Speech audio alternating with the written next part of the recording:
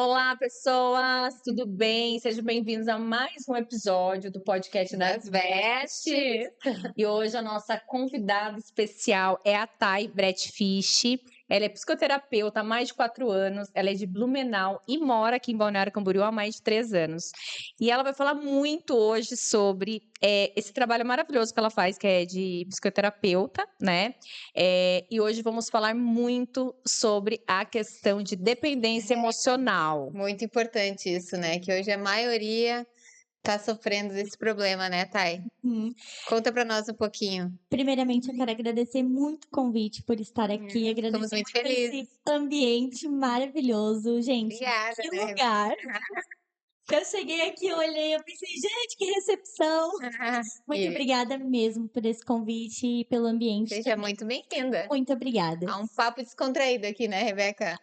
Com certeza, estamos Exatamente. aqui com muitas dúvidas, né? Que eu acredito que são as nossas seguidoras, nossas telespectadoras, né? Que assistem, né? Nosso podcast e também tem umas dúvidas, né? Sobre esse trabalho maravilhoso, porque eu acho que é um trabalho que todo mundo teria que Necessário. Uma terapia, necessária. né? Não é luxo, gente, é uma necessidade. Necessidade, aham. Acaba desenvolvendo várias outras áreas, né, da vida. Isso impacta totalmente na nossa vida financeira, nos relacionamentos, até mesmo com as nossas amizades, Sim. em todo o nosso contato, né? A dependência emocional, quando tu tem ela, alguns dos sinais, alguns dos, digamos, sintomas são você ter medo de ficar sozinha, você sempre se sentir insuficiente, você ter este medo da rejeição, do abandono, entrar em crise se uma pessoa não te responde rápido, entrar em crise se o outro precisa sair, fazer alguma coisa, por exemplo, num relacionamento.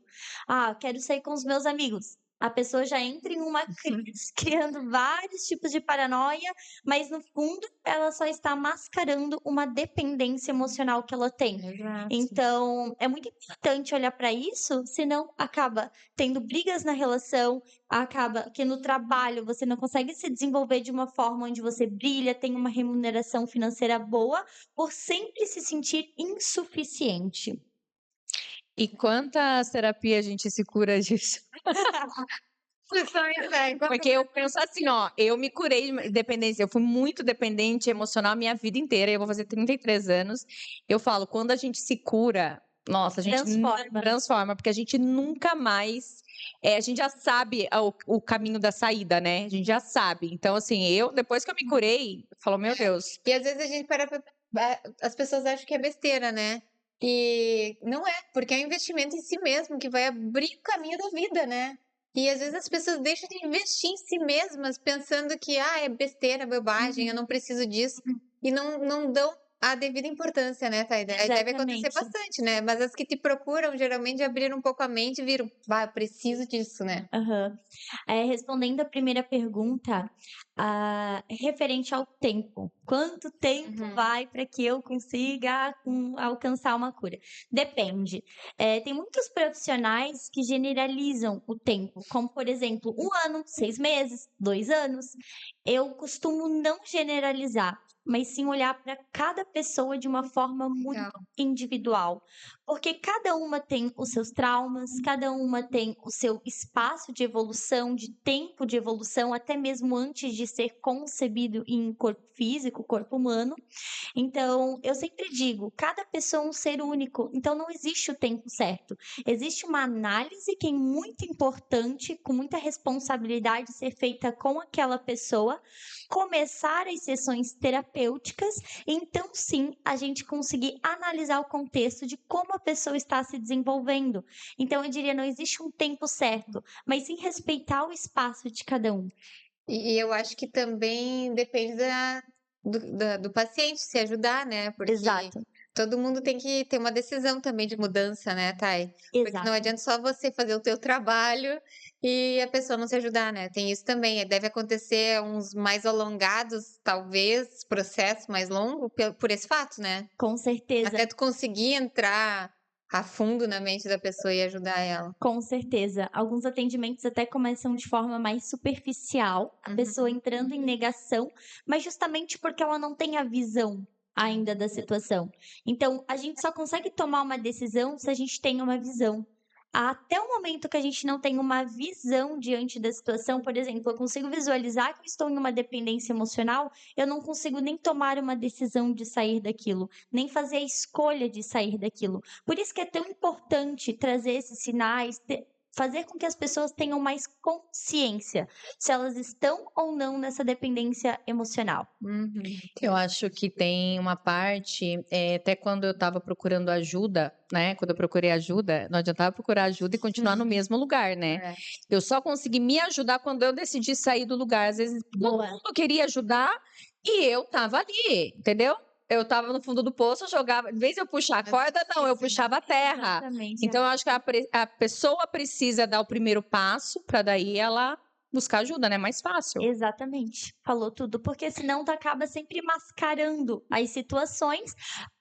E isso também entra numa questão de autossabotagem. Eu preciso me autossabotar. Mas a gente não sai da dependência emocional por algum ganho secundário. Então, por exemplo, eu não saio de uma dependência emocional, eu sempre dependo do outro porque eu tenho um ganho secundário com aquilo. Então, é muito importante sempre analisar qual é o ganho secundário que a pessoa está tendo dentro daquela situação. Ou então, o que ela iria perder. Vou dar um exemplo. Estou dentro de uma dependência emocional hoje. E eu dependo muito do meu namorado para que eu consiga me sentir feliz. Eu dependo que ele fique me mandando mensagem o tempo inteiro para que eu consiga me sentir segura. Então, qual que é o meu ganho secundário com aquilo? Eu estou ganhando atenção. Então, o que eu entendo? Se eu me curar da dependência emocional, eu vou ter que passar por muito tempo sozinha para conseguir olhar para isso. Então, eu vou perder o quê? Atenção. Então, muitas pessoas preferem mascarar, entre aspas, e ter este ganho secundário, que é a atenção imediata, do que pegar e ficar sozinha para trabalhar suas emoções. Como eu digo, né? Nós temos 4 corpos. Isso aqui eu trabalho muito na questão da dependência emocional. Campo espiritual, corpo físico, emoções e campo emocional, campo físico, campo, meu Deus, Mental. mental. E o campo mental. Então, na terapia, a gente trabalha a mente. Por exemplo, em uma igreja, numa Bíblia, rezando sozinha, acreditando no universo, falando sobre a lei da espiritualidade, a gente trabalha o nosso espírito. Na academia, na nutrição, a gente trabalha o nosso corpo, na imagem, como é que é? Comunicação Não visual. verbal. Não verbal também, a gente trabalha ali o corpo físico. Mas as emoções a gente trabalha quando estamos só. Ou seja, quando estamos só Acho que tem que aprender também isso, né? trabalhando as emoções. Eu acho muito interessante isso também, você falando bem, né? Já vem na minha boca eu falar, parece que eu tô, né? Não, mas eu só aprendi sair da dependência emocional quando eu aprendi a ser feliz sozinha, porque a gente precisa da nossa própria companhia pra gente ser e estar feliz, Sim. né? E as pessoas, e isso vai muito da autoestima também, daí já vai pro outro lado, né? Que a pessoa, às vezes, quando ela tá sozinha, ela não se sente capaz. Eu tô sozinha porque eu não tenho namorado, eu não tô bonita, porque eu não tô me gostando. Daí entra essa parte também da autoestima. Pra baixo. Daí vem a ansiedade, então engloba tudo, né? Exatamente. Então, eu até trago um exemplo bem legal, que foi quando eu tava nessa transição de curar essa dependência emocional. Eu tinha pavor, eu tinha pânico se acabasse a energia e eu ficasse num quarto ou dentro de casa, no escuro, sem energia, sem celular, sem nada. E eu percebo que muitas pessoas se sentem angustiadas, querem, tomara que a luz volta logo. Ai, meu Deus, eu quero meu celular, tá acabando a bateria, a gente tá sem energia, vamos pro shopping, talvez lá tenha energia, então eu boto carregar o celular. Por quê? Porque as pessoas, elas sempre fogem das emoções. Porque a partir do momento que tu tem o celular na mão, tu fica em uma liberação de dopamina muito grande trabalhando a tua mente. Então, tu fica o tempo inteiro olhando a tua mente distraída. Mas se tu não tem estímulo nenhum e está sem energia dentro do teu apartamento por 4, 5 horas, tu vai dormir para apagar também e não dar de cara com as emoções? Ou tu vai conseguir entrar em paz e conseguir ficar bem mesmo sem energia? Isso é difícil, né? É difícil, mas é ali onde está a a verdadeira realidade de como estamos lidando com as nossas emoções, porque não tem distração e não tem estímulo. Então a verdade vem totalmente para fora. E na minha transição, antes eu ficava desesperada, ansiosa, agoniada, sempre queria ir para algum lugar que tinha energia. Ai, será que vai voltar quando? O tempo inteiro perguntando. E quando eu tratei bem a fundo essa questão da minha dependência emocional, eu percebi que tava lá na casa da Bruna ainda. Desci, tava na academia, lá no Max House. Subi, acabou a energia. A gente ficou horas sem energia lá no prédio. E ela não tava. Eu tava sozinha, ela tava em São Paulo. E eu fiquei assim, gente, que paz de espírito, que bom esse silêncio, como eu tô bem, como eu tô feliz. Eu tava assim, em paz com as minhas emoções. Porque eu já vinha treinando, aprender a não ter estímulo e olhar para as minhas emoções. Então, quando a gente faz esse tipo de exercício, a gente trabalha diretamente as emoções. É onde a gente cura. Esse é um dos exercícios, né? Onde a gente cura realmente a emoção, sem se distrair com a mente ou focada no corpo. Então, isso é muito importante também. Olhar para esse centro. As nossas emoções regem toda a nossa vida. Então, é muito importante. E tu acha que após pandemia, assim, o povo ficou muito mais dependente emocionalmente, mais estressado? O que que mudou depois da pandemia? A pandemia, o que eu percebi que as pessoas, elas acabaram encarando as próprias emoções. Acho que foi melhor, então. Foi ótimo. Foi ótimo, mas muita gente enlouqueceu também, né? Ou melhor, a pessoa já estava enlouquecendo, só que o que ela Teve que fazia? parar. Ela teve que parar. E quando a gente para, o que acontece? As emoções vêm. E teve muita gente que comprou cachorro na pandemia, que eu vou te Pra se falar. distrair. Na época que eu Cachorro tinha um canil, faz. né, na Eu pandemia, eu vou... O cachorro não... Meu Deus! A época que eu mais... Nossa, a época que meu canil mais bombou foi a pandemia. E eu falava, meu Deus, e agora as pessoas vão ter dinheiro pra comprar cachorro? E eu com 15 filhotes. Filha, entrou a pandemia, em um mês eu vendi os 15. E tinha a lista de espera. O cachorro, ele traz a distração e ele dá muita liberação de dopamina também na pessoa, né? É verdade. Ao brincar com o cachorro. Igual você estava falando, questão de você se encontrar, silêncio. A gente não tem isso porque a gente tem criança em casa, né? Então acaba a luz, é meio difícil. Isso também. É importante. Só que assim, ó, quando eu fiz, quando eu fazia terapia, né? Fazia coach, fazia tudo junto, né, gente? Eu fiz assim, ó, eu falei, agora eu vou sair desse... E sair. Sensacional. Aham. Não, assim, gente, falaram exatamente, você precisa de um momento. Tipo, gente, meditação pra mim não funciona, eu nem sei fazer isso. Meditação não precisa ser meditação. Exatamente, eu falava exatamente isso. Eu falava assim, não sei fazer meditação. A meditação é o silêncio. Isso. Exatamente. Daí que eu falava, mas eu vou fazer silêncio em quê? Eu tenho um recém-nascido em casa e tenho uma criança de 7 anos. Tem cachorro. Tinha 20 cachorros, né? Daí eu comecei... Vai fazer silêncio com 20 cachorros? Não tem como. Daí o que eu fazia? Eu ia pra praia. E eu vou te falar, na praia eu botava o fone, colocava meus mantras, eu colocava meus podcasts, e eu ia andando até que um dia, o que acontece? Eu andando na praia, lá na Praia Brava, do nada, era 11 e pouco da manhã. Não veio, tipo assim, de tudo que eu tava ali, eu falei assim, achei o ponto, eu preciso perdoar o meu pai. Olha só. Você acredita? Eu tinha que perdoar meu pai, de tudo lá atrás. Imediatamente eu falei, ninguém me mandou fazer nada, eu encontrei tudo sozinha, viu? Eu ali, eu falei assim, eu sei onde que dá a ferida. Tá se repetindo as coisas por causa lá de trás. E realmente é isso, né? Porque muita ferida aberta hoje é lá de trás. É porque antes de sermos... Pode falar, desculpa. Não. Só que por isso também a gente tem que trabalhar hoje pros nossos... Exatamente. A minha criação hoje em dia, para não deixar nenhuma ferida aberta aqui, Eu penso muito nisso também. para lá na frente ele não ter o que Já eu trabalho. sou, né? É uma responsabilidade, né? Isso É. ser mãe e não apenas... Mas eu tive que cortar o ciclo, porque, tipo assim, eu tava repetindo a mesma história na minha vida. Eu falei, eu tenho que perdoar meu pai. Porque a única coisa ali, aonde? Minha mãe, tudo bem e tal. Minha mãe, a gente não tem aquela mágoa e tal, mas o meu pai eu tinha. E foi quando o momento que eu falei pra ele, ele falou, oi, minha filha, a minha criança lá de trás chorou igual criança. Nossa, igual... chega a me arrepiar. Aham, foi assim, foi um marco na minha vida. Foi ali que eu falei assim, eu sempre fui dependente emocional, porque eu nunca tive um pai. E eu sempre sofri o abandono no meu É que inconsciente. tu acabava projetando Um um pai. masculino Aham, que faltava em ti. Ou coitado seja, dos meus ex. mas ele... Mas eu gostava de ser tratada igual uma criança mesmo. Até presente Dia das crianças eu tinha que ganhar. que mas eles tinham um ponto também a ser trabalhado, porque senão vocês não estariam juntos. Mas o meu primeiro namorado que me estragou, viu? Porque ele me dava presente dia das crianças, ovo de Páscoa, igual uma criança. E aquilo eu nunca tive. Então eu tinha aquela visão de namorado. Então ele me ensinou que todos os namorados tinham que me tratar igual um bebê. Não, que eu não seja, né, gente? Daí ele acabou projetando isso em todos. Mas foi a maneira da... Mas demorou, viu, gente? Pelo amor, 32 anos pra mim, 31. Nossa, 31 anos sofrendo. Mas eu acho que a gente vai trabalhando também até o resto da vida um pouquinho, né? Toda mudança. Além Vai da mudando vida também, né? Porque nós temos uma consciência. Nossa, esse seria um papo mais profundo. Eu vou trazer de uma forma mais sucinta. A gente tem uma consciência. Então, imagina que esse aqui é uma linha. E ela é infinita, tanto para trás quanto para frente. Então, nós temos... Se a gente entra em regressão, vocês já fizeram? Alguma regressão? Eu queria fazer, mas tá bom, não quero fazer mais não. Tu faz isso?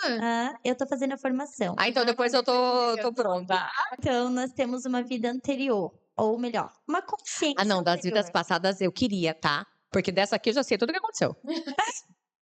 É muito importante mesmo. Mas tem que ser com um profissional onde tenha muita responsabilidade. Mas dá pra saber se alguém da nossa vida que tá aparecendo hoje já tava lá atrás ou não? Mas depende, tu não pode falar assim, eu quero isso aqui. Regressão não se pensa. Não funciona assim. Quando o profissional diz, nós vamos acessar X coisa, desconfie. Porque tem que ter muita responsabilidade, tem que ter muito estudo, tem que ter o pé muito no chão. Eu sempre digo, vai fazer regressão, escolha muito bem o profissional com o qual vai fazer. Porque ou pode destravar ou pode travar a tua vida. Enfim, a gente tem uma consciência, isso sim se explica também, já comprovou. Então, quando a gente tem essa consciência, ela tá lá atrás, de uma vida passada, eu vou trazer um pouquinho da minha experiência. Quando eu fiz a regressão, eu entrei no meu mundo no espiritual. Ou seja, antes de ser concebida a matéria, né? A um corpo físico, a um feto. Então, quando a gente está ali no plano espiritual, a gente escolhe o nosso propósito de vida. E o meu propósito de vida, quando veio para mim, eram todas as cores, paleta de todas as cores, era expressão, comunicação, palestra, tudo que estava envolvido a terapia. Eu me arrepio de falar, coisa mais linda. Então, tu vai para concepção. E daí tu faz a regressão de todas as memórias uterinas que tu tava dentro da tua mãe. Então, eu depois falei com a minha mãe, no primeiro mês, nada. No segundo mês, a minha mãe com medo, muito medo de não dar conta. E eu comecei, eu tô com medo. E eu percebi que na minha vida atual, hoje, eu sempre fico... Eu tô com medo de não dar conta, E eram todas as sensações que a minha mãe sentia eu tenho no isso primeiro também, mês. viu? Pode ser que talvez tenha. Daí teve um ponto também, não vou falar de todos os meses, senão a gente vai se prolongar muito. Mas todas as vezes a minha mãe tava um momento com medo de se sentir rejeitada pela família. Então ela buscava sempre aprovação da família. E ela ficava muito irritada nessa época. E quando eu fui fazer odontologia, que eu tenho 2 anos e meio de odontologia e 6 meses de medicina, que eu comecei essas 2 faculdades e não terminei, eu tinha muita necessidade de aprovação da família. E eu desenvolvi uma alergia onde me causa irritação. Ou seja, eu captei as memórias uterinas da minha mãe e isso ficou permanente ali no meu DNA.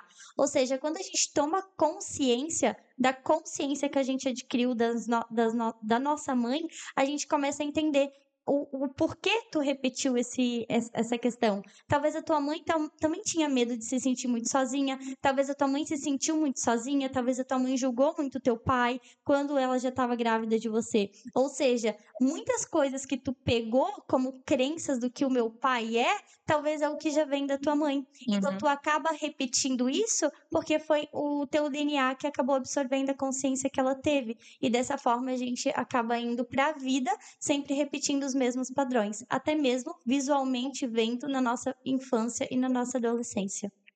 Mas isso é um papo que se eu for, gente... Nossa, mas a minha sensação é que sim. Eu me falar.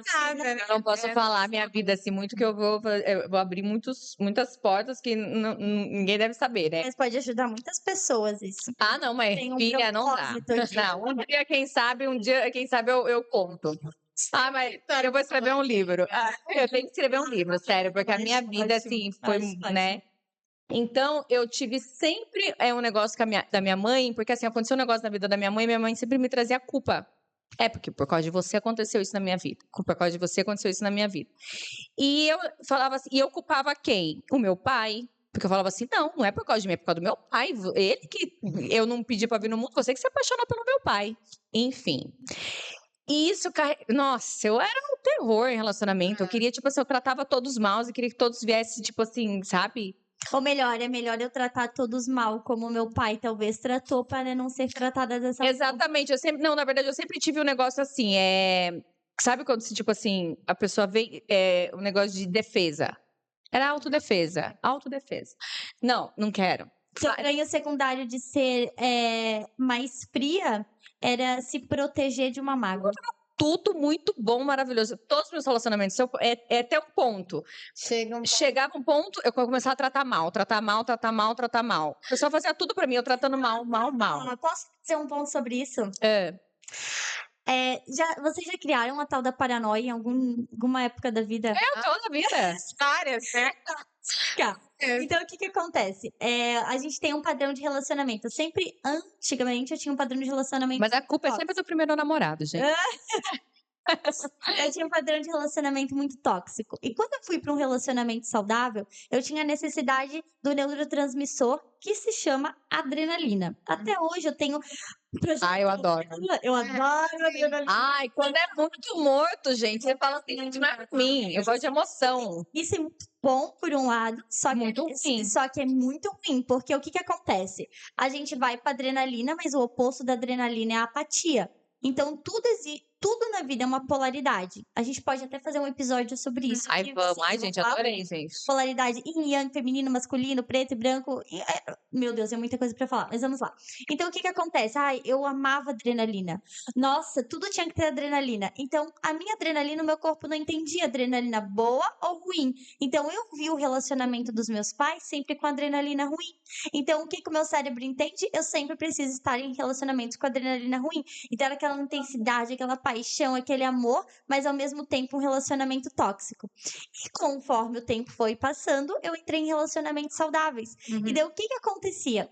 O meu corpo não reconhecia aquilo como algo bom, porque não tinha adrenalina. Então o que eu criava? Paranoia. Por quê? Porque com a paranoia criada na minha cabeça, o meu ganho secundário era liberação de adrenalina. Ou seja, com uma paranoia eu começava, tem alguma coisa de errado. E o que me gerava? Ai, meu Deus do céu.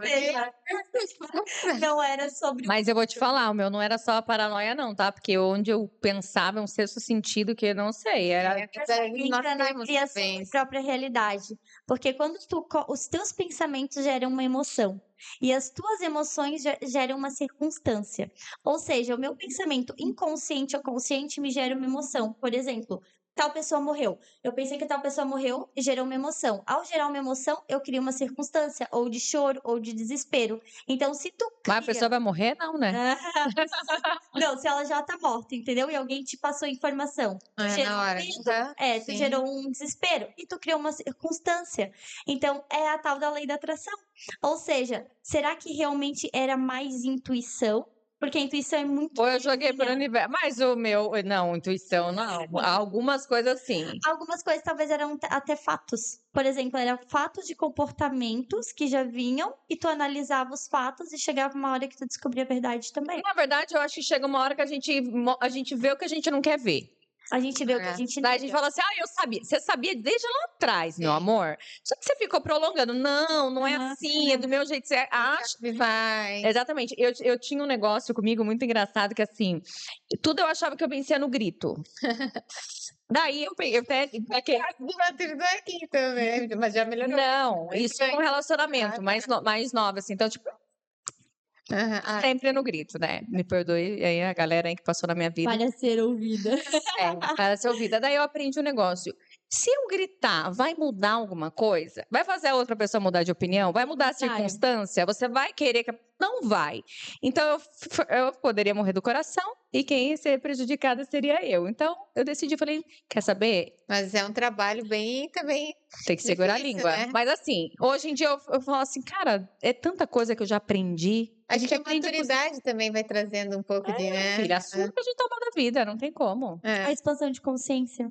A questão ali, ai, quero gritar. Vocês estão vendo que o episódio eu tô tendo uma terapia real, entendeu? Eu tô tirando todas as minhas dúvidas, mas eu sei que as minhas seguidoras também passam por isso.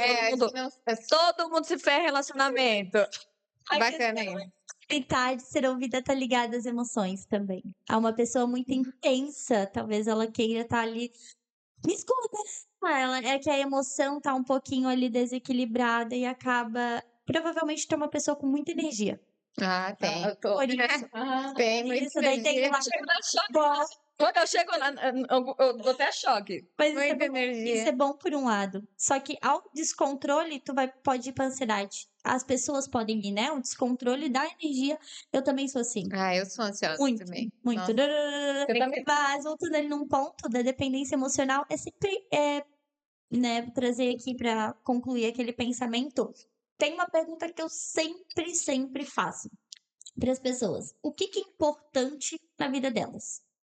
E elas sempre me respondem. Filho, dinheiro, trabalho. Não, meu é filho e dinheiro. Eu tendo meus filhos, tendo dinheiro, eu faço tudo que eu quiser. Relacionamento. Claro que Deus, né? Espiritualidade, acho que é principal Sim, de tudo. a base. Também, exatamente.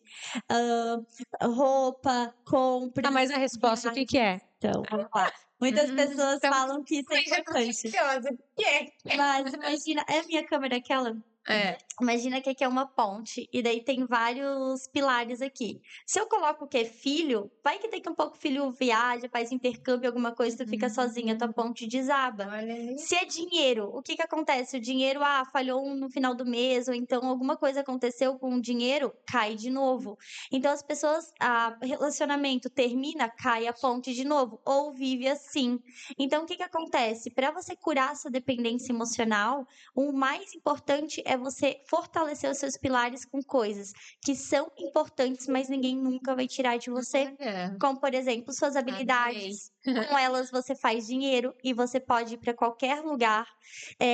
A sua fé, porque aí uma igreja pode pegar fogo, mas a sua fé ninguém tira de você. Ai, gente, eu tô aqui, ó. Ela não merece palmas, ela merece Tocantins inteiro. Se você tem o seu conhecimento fortalecido, sempre eu quero anotado depois, gente. busca cursos, network, entra em contato com pessoas onde você busca conhecimento, a sua ponte fica firme, experiências, são coisas que nunca ninguém vai tirar de você, seu propósito de vida, ou seja, com isso bem estabelecido, gente, não tem como um relacionamento não durar, não tem como o dinheiro não vir, não tem como amigos não ficarem, porque a tua ponte tá bem fortalecida, não tem como tu não ser uma mãe maravilhosa, se tu tá conectada com as tuas habilidades, com o teu conhecimento, com a tua experiência. Então, quando tu fortalece esses pilares, a ponte, ela fica, não vou dizer estabilizada, porque a vida não é estável, mas ela entra em equilíbrio, e ela não fica assim em desequilíbrio. Arrasou, né? Arrasou. Não, sabe o que é legal isso daí? Até para o nosso público que a gente mais quer junto com nós, assim, o nosso podcast é voltado para as mulheres. E isso para a mulher, a hora que a mulher entende, porque o homem, eu acho que ele já é diferente, né? É diferente.